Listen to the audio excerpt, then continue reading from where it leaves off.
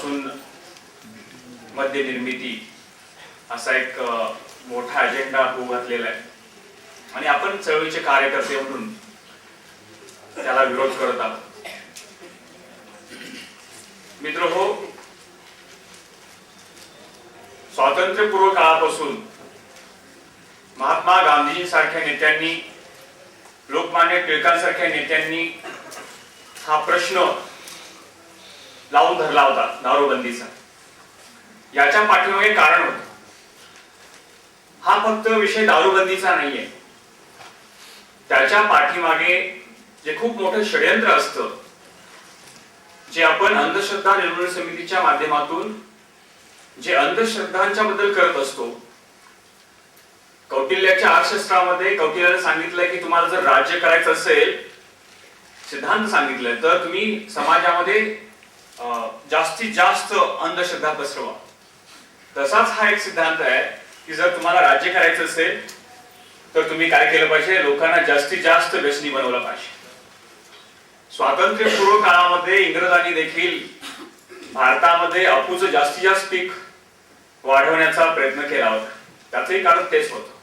त्याच्या पाठीमागे साम्राज्यवाद होतं, त्याच्या पाठीमागे शासनकर्त्यांची ही भूमिका होती की लोकांनी विवेकावर आधारित निर्णय घेता कामा नये, तो विवेकी बनता कामा नये. आणि आता देखील जेव्हा जेव्हा निवडणुका होतात त्या निवडणुकांमध्ये मद्याचे, दारूच्या बाटल्यांचे ट्रकच्या ट्रक त्या ठिकाणी घेतले जातात. कोल्हापूरमध्ये देखील आताच्या निवडणुकांमध्ये अशाच घटना घडल्या. करवीर तालुक्यामध्ये कोल्हापुरात 3 ट्रक दारूच्या बाटल्या भरलेले हे सापडले गेले. आणि ही जर चळवळ जर रुजलेली असेल करवीर तालुक्यामध्ये, आम्ही चांगल्या पद्धतीने ही चळवळ जी आहे दारूबंदी रुजलेली आहे. मगाशी माझ्या मित्रांनी उल्लेख केला की लोक काय करू शकतात, आणि ज्या एका काँग्रेसच्या आमदारांनी हे ट्रक आणले होते त्या आमदारांना त्या तालुक्यातील महिलांनी घरी बसवण्याचं काम केलं. या चळवळीकडे आम्ही कार्यकर्ते कोणत्या स्वरूपात बघतो. हा जो लढा आहे याचं जर आपण निरीक्षण केलं तर आपल्याला असं लक्षात येईल की कोणतेही भांडवलदार असतील, श्रीमंत वर्ग असेल, उच्च जातीतले असतील किंवा उच्च शिक्षित असतील, ते याविरुद्ध लढताना दिसत नाही. दिसले तरी त्यांचं प्रमाण हे काय कमी आहे, खूपच कमी आहे. या दारूबंदीच्या लढ्यामध्ये उतरलेले जे लोक आहेत ते कोण लोक आहेत, त्या कोण महिला आहेत, तर या महिला आहेत, या शेतमजूर महिला आहेत. या महिला आहेत ज्यांचे पती जे आहेत, नवरे जे आहेत ते शेतमजूर आहेत, त्यांचे नवरे कामगार आहेत. अशा लोकांच्या महिला झोपडपट्टीमध्ये राहणाऱ्या असतील किंवा ग्रामीण भागामध्ये राहणाऱ्या असतील, स्वतःच्या हातावरचं पोट असणाऱ्या महिला असतील, त्या याच्यामध्ये. म्हणून याच्याकडे आम्ही कसं बघतो की हा जो लढा आहे हा काय आहे की गरिबांचा शासन संस्थेविरोधात आहे. आणि शासन संस्थांनी जे श्रीमंत लोक आहेत, भांडवलदार लोक आहेत, दारूचं जे धोरण आहे, मोठमोठ्या कंपन्या आहेत, मगाशी आगाशे साहेबांनी उल्लेख केला की विजय माल्याचा, या प्रकारची जी आंतरराष्ट्रीय आणि राष्ट्रीय आणि राज्य पातळीवरची जी लिकर लॉबी आहे, ही लिकर लॉबीच्या विरोधात आणि शासनाच्या विरोधात हा महिलांनी उभा केलेला लढा आहे. आणि हा लढा कसा पसरवता येईल आणि त्याच्यातून महिलांना असेल, सामान्य वर्गातील लोकांना असेल, हे कसं उभा करता येईल यासाठी आम्ही प्रयत्नशील आहोत. कोल्हापूरमध्ये या अशा घटनेमध्ये हस्तक्षेप करायची भूमिका अंधश्रद्धा निर्मूलन समितीला मिळाली. वाठार हे गाव पूर्ण राज्यामध्ये त्यावेळी उदयास आलं, कारण 29 जूनला हे मतदान होणार होतं. त्याच्या 3 महिन्यापूर्वी त्यांनी तसा प्रस्ताव दिला होता आणि या प्रस्तावामध्ये गुप्त मतदान पद्धतीचा उल्लेख नव्हता. कायदा जर आपण समजून घेतला आता चाललेला, तर बॉम्बे प्रोहिबिशन ऍक्ट जो आहे 1949 चा, तो लागू आहे. त्याच्यानंतर 1973 ला थोडीशी अमेंडमेंट झालेली आहे आणि 1981 ला, ज्याच्यामधून तुम्ही तुमच्या जिल्ह्यामध्ये, तुमच्या गावामध्ये त्याचा प्रत्यय घ्यायला हरकत नाही, त्याची अंमलबजावणी करायला हरकत नाही. 1981 च्या कायद्यामध्ये असे उल्लेख आहे की जर मंदिरापासून आणि शाळेपासून जर ते दारूचं दुकान 75 मीटर अंतरावरती असेल तर ते दारूचं दुकान बंद करतायत. पण 25 मार्च 2008च्या शासन निर्णयानुसार ग्रामसभा ही ग्रामसभेची तरतूद केली होती, ज्याच्यामध्ये महिलांनी हात वरती करून मतदान करायचंय.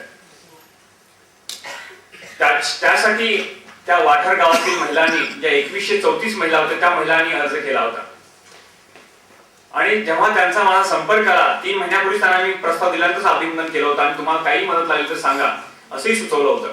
आणि तेव्हा त्यांनी योग्य वेळी मदत मागितली, कारण त्यावेळी आचारसंहिता होती, 3 महिना पोस्टपोन झाला होता हा कार्यक्रम. आणि आम्ही योग्य वेळी हस्तक्षेप केला आणि त्यांना विचारलं की हा जो ग्रामसभेचा तुमचा जो ही पद्धती आहे दारूबंदी करण्याची, ती थोडीशी अडचणीची ठरण्याची शक्यता आहे. त्याचवेळी डॉक्टर नरेंद्र दाभोळकरांशी संपर्क झाला आणि त्यांनी जो अद्ययावत जो जी आर आहे 12 फेब्रुवारी 2009चा, ज्याच्यामध्ये पुन्हा गुप्त मतदान पद्धती घेण्यात यावी असा उल्लेख केलेला आहे. तर आम्ही त्या पद्धतीनं त्या तहसीलदारांना सुचवलं की जरी तुम्हाला हा ग्रामसभेचा प्रस्ताव जरी दिला असला तरी तुम्ही काय करा, त्या ठिकाणी गुप्त मतदान पद्धतीचं मतदान घ्या. कारण त्याच्यामध्ये तांत्रिक अडचण अशी येते की 11 ते 11:30 या वेळेमध्ये ग्रामसभा घ्यायची असते. आणि जर त्या गावची लोकसंख्या जर ही मोठ्या प्रमाणात असेल तर इतक्या महिलांना, ग्रामीण भागातल्या महिलांच्या अडचणी जर लक्षात घेतल्या तर इतक्या महिलांना मोबिलाइज करणे हे खूप कठीण काम असतं. त्यामुळे गुप्त मतदान पद्धतीमध्ये 8 सकाळी 8 वाजल्यापासून ते 2 वाजेपर्यंत महिलांना मतदान करता येतं आणि त्यांच्या सोयीनुसार. त्यामुळे ही पद्धत आहे ना, ही पद्धत आतापर्यंतची अत्यंत चांगली अशी पद्धत आहे. पण तहसीलदारांनी त्याला नकार दिला. आम्हीही थोडस महिलांना संघटित केलं, प्रबोधनाच्या अंगाने संघटित केलं आणि त्यावेळी जिल्हा प्रेस कॉन्फरन्स घेतली आणि जिल्हाधिकाऱ्यांना असा आम्ही संदेश दिला प्रेस कॉन्फरन्स मधून की हे पहा, आम्ही तुम्ही जे सांगता ग्रामसभेचा तुम्ही प्रस्ताव दिला असेल, ग्रामसभेच्या माध्यमातून जावा, आम्ही ते करणार आहोत. पण आमची मागणी गुप्त मतदान पद्धतीची आहे आणि गुप्त मतदान पद्धती जर तुम्ही आम्हाला दिली नाही तर होणाऱ्या कायदा सुव्यवस्था जर त्या ठिकाणची बिघडली वाठारामधील तर हा प्रश्न तुमचा असेल. कारण आमची मागणी रास्त आहे इतके. आणि त्या ठिकाणी पहा किती 16 बियर शॉपीचे प्रस्ताव होते, 4 देशी दारू दुकानांचे प्रस्ताव होते आणि ते त्या ठिकाणी येणार होते. त्या ठिकाणच्या महिला ज्या सरपंच आहेत, वेगळ्या बचत गटांच्या महिला कार्यकर्त्या होत्या, त्या मोबिलाइज झाल्या होत्या. आणि 29 जूनला त्या ठिकाणी मतदान घेतलं गेलं आणि त्या मतदानामध्ये त्या महिलांना फक्त 50-55 मतांनी हार पत्करावी लागली. आणि याचा प्रत्यय त्याच्यामुळे काय आला की महिला जास्त चिडल्या. महिलांनी समोर पाहिलं ग्रामसभेत आल्यानंतर की फक्त 50 मतांनी आम्हाला पराभव पत्करावा लागलाय. तर त्यामुळे महिला जास्त चिडल्या आणि त्यांनी त्यावेळी, आता हाही प्रश्न आहे की आम्ही इतर संघटनांची कामं करतो, युवक संघटनेचे मी काम करतो, त्या ठिकाणी मला आक्रमकतेने काम करावं लागतं, प्रश्न तसे गंभीर असतात. पण अनिशच्या माध्यमातून जेव्हा आम्ही या भूमिकेत उतरतो तेव्हा प्रबोधनाचा आम्ही कधीही मार्ग, अहिंसेचा मार्ग कधीही सोडत नाही. त्यामुळे आम्ही महिलांना त्या पद्धतीने सूचना दिल्या. हे पहा, हिंसक होऊन कोणत्याही गोष्टी हाताला लागण्याची शक्यता नाहीये. तरी पण आपण जरी असं म्हटलं की हा लढा महिलांचा आहे, महिला याच्यामध्ये उतरले, तरी पण त्या गावचे तरुण ही त्या लोकांच्या पाठीमागे. त्या गावच्या तरुणांनी आणि महिलांनी जेव्हा 11:30 वाजता ग्रामसभा संपली आणि त्याच्यामध्ये हा ठराव पारित झालेला नाहीये, हा ठराव नापास झाला असं जेव्हा कळलं, तेव्हा त्या ठिकाणची दारूची दुकाने ही फोडून टाकली. आणि तो पूर्ण जिल्हाभरामध्ये, त्या 4 जिल्ह्यांमध्ये महत्वाचा विषय बनला की या पद्धतीने महिलांनी दारूची दुकानं फोडली. याचं कारण त्या ठिकाणचं बीडीओचं वर्तन होतं. कारण 50-100 महिला, जेवढं मतदान कमी होतं त्याच्यापेक्षा जास्त महिला त्या टेंट जो होता ग्रामसभेचा त्याच्या बाजूला थांबून होत्या. आणि कारण तांत्रिक होती, वेळाने आल्या, तिचं त्या महिलेचं नावच नाहीये त्याच्यामध्ये. कारण 50% पेक्षा जास्त महिलांनी त्या ठिकाणी येऊन हात वरती दारूबंदीच्या बाजूने करणे गरजेचं असतं. आता हाच मुद्दा आम्ही घेऊन परत जिल्हाधिकाऱ्यांचे गेलो.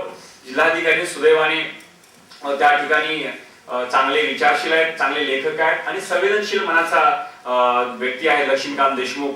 त्यांच्याकडे आम्ही निवेदन केलं आणि आक्रमकतेने त्याच्यामध्ये मांडणी केली की जर तुम्ही या पद्धतीने जर दारूबंदी साठी पुन्हा गुप्त मतदान पद्धत घेणार नसाल, कारण तांत्रिक तुमच्या अधिकाऱ्यांच्या चुकांमुळे ही दारूबंदी होऊ शकलेली नाहीये. तेव्हा आम्ही तसा प्रस्ताव दिला की नाहीतर आम्ही महामार्ग शिरोलीचा जो शिरोली पुणे बेंगलोरचा महामार्ग जो आहे NH4 तो महामार्ग रोखू. त्याच्यानंतर बरंच त्याच्यावरती राजकीय वगैरे वातावरण तापलं गेलं आणि दारूबंदीचा मुद्दा आम्ही हाताळताना अशा गोष्टी नेहमीच करतो की राजकीय असेल, कोणकोणत्या संघटना असतील, अगदी त्याच्यामध्ये शिवसेना असेल, BJP असेल, कारण त्या राजकीय गटातटामध्ये जर हे प्रकरण अडकलं ना तर दारूबंदीचा जो आपला कार्यक्रम असतो, आपलं जे काम असतं ते फसण्याची शक्यता असते, ते मतदान फसण्याची शक्यता असते. म्हणून दारूबंदीचा हा विषय ना गावाच्या सगळ्या गटातटांना घेऊन एकत्र घेऊन करायला. त्या सगळ्यांना आम्ही सांगितले की तुम्ही याच्यामध्ये दारूबंदी संघर्ष समिती आमची जी आहे त्याच्यामध्ये सामील व्हा आणि ते बऱ्याच राजकीय पक्षाचे वगैरे लोक त्याच्यामध्ये सामील झाले. कॉम्रेड गोविंद पानसरे आले होते, डॉक्टर नरेंद्र दाभोलकरांच्या 2 सभा त्या ठिकाणी झाल्या आणि जिल्हाधिकाऱ्यांनी थोडंसं अनपेक्षित म्हणावं लागेल, कारण एकदा ठराव केल्यानंतर पुन्हा 6 महिने वर्षभर तो मतदानासाठी पुन्हा ठराव आणता येत नाही असं त्या GR मध्ये उल्लेख आहे. पण जिल्हाधिकाऱ्यांनी आपला अधिकाराचा वापर करून पुन्हा 23 जुलैला गुप्त मतदान पद्धतीने मतदान घेण्यात यावं असा निर्णय दिला. म्हणजे ही महिलांचा त्यावेळीचा पुन्हा पहिला नैतिक विजय होता आणि त्याला काय म्हणता येईल की आपला एक प्रोपागेंडा त्या जिल्ह्यामध्ये पूर्ण झाला आणि महिलांचं पूर्ण जिल्ह्यातलं लक्ष त्याच्याकडे लागून राहिलं. आणि त्याच्या विरोधात आता पहा की कधी कधी आपल्याकडे अशी म्हण आहे की काय कायदा हा गाढव आहे. पण मुद्दा लक्षात घ्या की ते कसे अडथळे येतात. जेव्हा मी अडथळ्याचा हा शेवटचा मुद्दा सांगून इथं थांबणार आहे, तो कोणता मुद्दा आहे की कायदे हे असे तयार केले की अडथळे किती आणता येतील. ते जे दारू दुकान मालक होते ते पुन्हा कोर्टात गेले जिल्हाधिकाऱ्यांच्या आदेशाच्या विरोधात आणि त्यांनी जिल्हाधिकाऱ्यांकडून स्टे मागितला, न्यायालयातून स्टे मागितला जिल्हाधिकाऱ्यांच्या आदेशाविरोधात आणि ते प्रकरण पुन्हा 10-15 दिवस पुढे गेले आणि अगदी 23 जुलैला जे मतदान होणार होतं त्याच्या 22 तारखेला संध्याकाळी 5 वाजता न्यायालयाने तो आदेश दिला की हा जो तुम्ही स्टे मागता आहात हा चुकीचा आहे, जिल्हाधिकाऱ्यांचा आदेश बरोबर आहे. म्हणजे कधी कधी शहाणपणाचं काम पण न्यायालय करतात असं म्हणायला हरकत नाही. आणि दुसऱ्याची पहा, अत्यंत चांगल्या प्रकारचं मोबिलायझेशन त्या ठिकाणच्या महिलांनी केलं. सर्व कार्यकर्ते आमचे पुरोगामी चळवळीचे, अंधश्रद्धा निर्मूलन समितीचे अगदी 70 वर्षांचे जे आमचे कार्यकर्ते आहेत ते कार्यकर्ते अगदी उत्साहाने त्या कामाला लागले होते आणि त्या महिलांचा विजय 250 मतांनी, जी 50 मतं कमी पडली होती ना, 250 मतांनी. आणि त्यावेळी दारूबंदी परिषद आम्ही घेणार होतो त्याचा उल्लेख आम्ही करत होतो की डॉक्टरने मला विचारलं होतं की अरे तिकडे स्वाईन फ्लूचा काय त्रास आहे. तर त्या ठिकाणी स्वाईन फ्लू पेक्षा वेगाने ही दारूबंदीची चळवळ पसरली होती, कारण एका आठवड्यामध्ये 7-8 गावांनी त्या ठिकाणी दारूबंदीचे प्रस्ताव दाखल करायला सुरुवात केली होती. अशा रीतीने ही दारूबंदीची चळवळ त्या ठिकाणी पसरली आणि आम्ही 2-3 पातळीवरती ही जी चळवळ आहे ती राबवत आहोत. एक तर आहे दारूबंदी आणि नंतरचा जो भाग आहे दारूमुक्ती. अजून दारूबंदी याच्यामध्येच आम्ही आहोत, या टप्प्यामध्येच आहोत, या संक्रमणावस्थेमध्येच आहोत. दारूमुक्तीचा लढा हाती घ्यावाच लागणार आहे. पण लक्षात घ्या की या दारूमुळे या ज्या महिला आक्रमक होत आहेत त्याचं कारण त्या महिलांना याचा त्रास होतो, त्यांचे संसार उद्ध्वस्त होत आहेत. आणि आम्ही याच्याकडे व्यापकतेने राजकीय आणि सामाजिक दृष्टिकोनातून बघतो की हा जो लढा आहे हा लोकशाही सदृढ करण्याचा लढा आहे. कारण दारूमुळे ते मत विकत घेता येतं हे राजकारण्यांना कळलेलं आहे. आणि जर तुम्हाला लोकशाही सदृढ करायची असेल, त्याला जर विवेकी बनवायचं असेल तर ही दारू हद्दपार केली पाहिजे. आणि म्हणून हा दारूबंदीचा लढा जो आहे हा अँटी एस्टॅब्लिशमेंट या पद्धतीने हाताळला पाहिजे, तो वाढवला पाहिजे, जास्तीत जास्त पेटवला पाहिजे. आणि हा दारूबंदीचा, दारूमुक्तीचा जो लढा आहे हा लढा या स्त्री मुक्तीच्या टप्प्यापर्यंत नेता येईल का अशी शक्यता याच्यामध्ये निर्माण झालेली आहे. तो महाराष्ट्रभर नेला पाहिजे. आता हा दारू पिणे नाही पिणे हा व्यक्ती स्वातंत्र्याचा भाग आहे असे काही महाभाग म्हणतात, कारण हे सगळे आम्हाला अनुभव त्या चळवळीमध्ये आलेच की दारू पिणे हा आमचा व्यक्ती स्वातंत्र्य, माझं पोट बिघडतं, माझं शरीर बिघडतं, तुझं काय जातं, असे प्रश्न त्यांच्याकडून येत असतात. त्यांना नेहमी आम्ही हे सुधारणा सांगतो आणि हे सुधारणारे नसतात. म्हणून त्यांचं प्रबोधन कोणाचं करायचं हा एक भाग आहे. त्यामुळे आम्ही आमची दुसरी पद्धत वापरतो जी अंधश्रद्धा निर्मूलन समितीचे लोक वापरत नाहीत. कारण काही लोकांना प्रबोधनाची भाषा समजत नाही, त्याला काय आपला काय दोष आहे.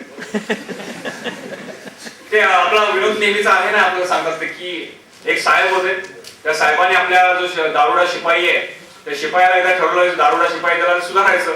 तर सुधारायचं म्हणल्यानंतर काय करायचं, तर त्याला एकदा सांगितलं त्यांनी की एक दारूने भरलेला ग्लास घेतला आणि त्याच्यामध्ये एक झुरळ घेतलं, झुरळ त्याच्यामध्ये टाकलं आणि त्याला विचारलं, ते झुरळ मेल्यानंतर तडपून मेल्यानंतर त्या साहेबांनी विचारलं, आता सांग बघूया याच्यात काय शिकलास. आता त्याला काय अपेक्षित होतं, त्याला अपेक्षित होतं आपण झुरळ मेलं म्हणजे माणसालाही त्या पोटामध्ये गेल्यानंतर दारूचा किती त्रास होत असेल, सजीवाला किती त्रास होतो. त्या शिपायानं असं उत्तर दिलं की मी हे शिकलो त्याच्यातून की दारू प्यायल्यामुळे पोटातले किडे मरतात. म्हणजे जिथं प्रबोधन थोडंसं थांबतं त्या ठिकाणी प्रतिकाराची भावना आपल्याला थोडीशी जोपासायला पाहिजे आणि या अंगाने आम्ही प्रयत्न करतो. आणि ज्या ठिकाणी गावचे राजकारणी लोक, गावातले गुंड लोक हे या दारूबंदीला विरोध करतात, त्याच्याबद्दल आम्ही महिलांना आक्रमक भूमिका घ्यायला भाग पाडतो. आक्रमक भूमिका अशी नव्हे, आम्ही त्यांना रोखलेलं आहे. या अगोदर गावागावांमध्ये असं सुरू होतं की त्याचं दारुड्याचं कोणतेही मुंडन करायचं, त्याला गाढवावरून त्याची वरात काढायची, असे प्रकार सुरू होते. आम्ही जी 25-30 गावं हाताळली आहेत त्या गावांमध्ये एकाही ठिकाणी कोणत्याही दारुड्याला आम्ही अशा पद्धतीनं वागू दिलेलं नाहीये. ही अंधश्रद्धा निर्मूलन समितीच्या चळवळीचं यश आहे असं मला वाटतं. पण जर दारू दुकान मालक जर अशा पद्धतीने व्यवहार करत असेल, कारण जिथं आता केरळे या गावामध्ये 5 दिवसांनी बरोबर करवीर तालुक्यातील दारूबंदीचं मतदान होणार आहे.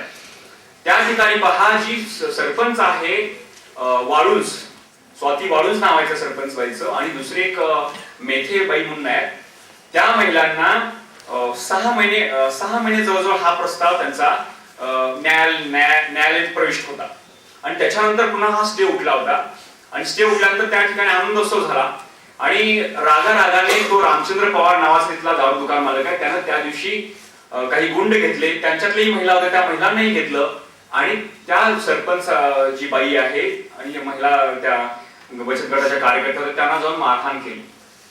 अशा गोष्टी घडतात. अशा वेळी तुम्ही काय करणार आहात? अशा वेळी प्रतिकार करण्याशिवाय दुसरं काही साधन त्या दारू दुकान मालकांना अशा पद्धतीने उत्तर देण्याचं दुसरा कोणताही पर्याय उपलब्ध राहत नाही. त्यामुळे आम्ही त्यांना सांगितलं की तुम्ही तुमची एक दल तयार करा जे आक्रमकतेने काम करतील, कारण हा दारूचा जो व्यवसाय आहे हा व्यवसाय 2-3 गोष्टीसाठी असतो. एक तरी ते देशी दारूचं दुकान एक आहेच, बियर शॉपी असतातच, पण गावठी दारू ही मोठ्या प्रमाणामध्ये विकली जाते. पहा, कवी धुमिल ने म्हटलं आहे ना कि इस दुनिया में 3 तरह के इंसान हैं. एक वो है जो रोटी खाता है, एक वो है जो रोटी खाता है, दूसरा वो है जो रोटी बनाता है. इस दुनिया में 3 तरह के इंसान है, एक वो है जो रोटी खाता है, दूसरा वो है जो रोटी बनाता है, लेकिन इस दुनिया में तीसरे तरह का भी आदमी है जिसके लिए रोटी न खाने की चीज है न बनाने की चीज है, उसके लिए रोटी सिर्फ खेलने की चीज है. ये तीसरा आदमी कौन है? मेरे देश की संसद मौन है, मेरे देश की संसद मौन है. ज्यांना हे सगळं अशा पद्धतीचं धान्यापासून मद्य निर्मिती करायची आहे, लोकांना अन्नधान्य मिळू नये, त्याची महागाई वाढावी असं वाटतं, आंतरराष्ट्रीय कंपन्यांसमोर, दारूच्या कंपन्यांसमोर ज्यांना गुडघे टेकायचे आहेत, अशा पद्धतीचे राजकारण्यांच्या विरोधातही आपण उभं राहायला पाहिजे. आणि आता हा जो धान्यापासून मद्य निर्मितीचा जो कार्यक्रम आहे शासनाचा, याच्या विरोधातही आपण उठलं पाहिजे. दीर्घ लढाई, थकून जाता कामा नये, याच्यामध्ये चांगली रणनीती ठरला पाहिजे. भावनेने काम घेऊन चालणार नाहीये. कारण वाठारला जेव्हा आम्ही 23 जुलैला जरी मतदान घेतलं असलं तरी पण आता जिल्हाधिकाऱ्यांनी निवडणूक झाल्यानंतर पुन्हा असं सांगितलं की गणेश नाईक हे जे उत्पादन शुल्क मंत्री आहेत यांनी वाठारला स्टे दिलेला आहे. वाठारच्या दारूबंदीला स्टे दिला, जिथून चळवळ ही सुरू झाली आता 6 महिन्यातली, त्याला स्टे दिलेला आहे. कारण कोणतंच नाहीये. जिल्हाधिकाऱ्यांनी ऑफ द रेकॉर्ड सरळ सांगितलं की हे असं दिसतं की पैशाचं प्रकरण. आता याच्यावर कसा लढा लागणार? न्यायालयीन लढा आहेच आपल्याला, पण न्यायालयीन लढे हे कित्येक दिवस चालणारे असतात. महिलांना त्या गावातील लोकांना इतका धीर नसतो. म्हणून यासाठी जन आंदोलन हाच एकमेव पर्याय आहे. जन आंदोलन आपण उभं करूया. याच्या पाठीमागे खूप मोठं असं अर्थकारण आहे. 4800 कोटीचा दर वर्षाचा इन्कम आहे महाराष्ट्र शासनाचा आणि याच्यापैकी 0.05% फक्त दारूबंदी या घटकावरती खर्च केला जातो. 1995 साली पार्वतीबाई माळी या नावाची वाशी या गावामध्ये पहिल्यांदा कोल्हापूरमध्ये त्या बाईने चळवळ सुरू केली होती आणि त्यावेळी दारूबंदी करण्यासाठी तिने 5 वर्ष लढा दिला. 5 वर्ष. त्यावेळी त्या ठिकाणचे सगळे अंधश्रद्धा मध्ये कार्यकर्ते होते. वेगळ्या राजकीय पक्षांचे पुरोगामी पक्षांचे कार्यकर्ते होते. गोविंद पानसरे त्यावेळी होते. वेगळे समाजवादी नेते त्याच्यामध्ये होते. त्यावेळी त्यांनी ती चळवळ चालली होती. त्या 5 वर्षानंतर पुन्हा 8-10 वर्ष लढा थांबला होता. तो लढा सुरू झाला. त्या पार्वतीबाई माळीचं काय झालं असेल तुम्हाला माहिती आहे का? त्या पार्वतीबाई माळीचा गूढ मृत्यू झाला. ते सत्य अजूनपर्यंत कोणापर्यंत बाहेर आलेलं नाहीये की पार्वतीबाई माळी कशा पद्धतीने मरण पावली. आणि लोक त्या ठिकाणचे मोठ्याने नाही पण हळू आवाज तरी सांगत असतात की त्यांचा या प्रकारे कट कारस्थान करून खून केला असेल. ज्या महिला आपल्या जीवावरती हे बेतेल असं परिस्थिती असताना देखील या पद्धतीनं डोका पत्करून काम करतायत, त्या महिलांच्या चळवळीमध्ये आपण थोडस सहभागी होण्याची गरज आहे. हा जो लढा आहे हा राज्यभर पसरवण्याची गरज आहे आणि आपण ऍडजस्टिव्ह व्हावं लागेल थोडस. कारण महिला आपण प्रबोधनाच्या अंगाने यांची मांडणी करू शकतो पण महिला या प्रबोधनाच्या थोडस पुढे गेले आहेत. आपण थोडस ऍडजस्ट करायला पाहिजे. हंगामा खड़ा करना मेरा मकसद नहीं, सूरत बदलनी चाहिए. जो आग तेरे सीने में सही, मेरे सीने में सही, आग कहीं भी हो मगर आग जलनी चाहिए, आग जलनी चाहिए.